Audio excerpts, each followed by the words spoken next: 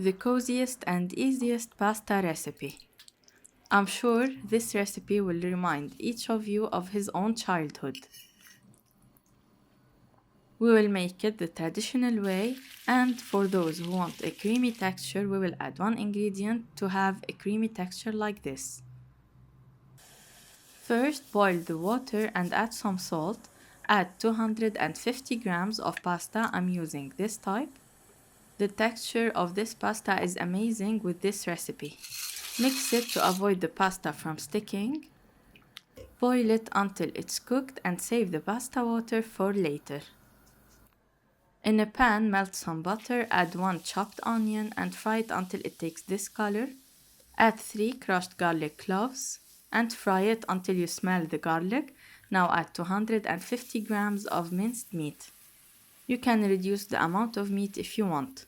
When the meat is done, add 4 tablespoons of tomato paste, 1 teaspoon of allspice and half a teaspoon of black pepper. Sprinkle some salt as desired and mix all the ingredients together. We want to have the tomato paste fried a little bit with the butter. Now add 2 cups of hot pasta water. Of course, if you don't want to use it, use water. Mix it very well and leave it on medium heat to get thicker. After cleaning the stove, now add the pasta after straining it from the water.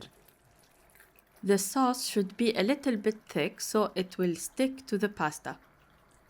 If it's watery, it will not stick to the pasta and it will stay on the bottom of the pan. You want it like this. You can say now that it's ready to be served. Serve it when it's hot and enjoy this pasta. It's very easy to make and very delicious. And for those who want a creamier texture, you can use 1 slice of cheese. I'm using this one. Put it on the pasta, cover the pan and put it on low heat until the pasta is melted. I will add some hot sauce and I will mix all the ingredients very well until the cheese and pasta are mixed.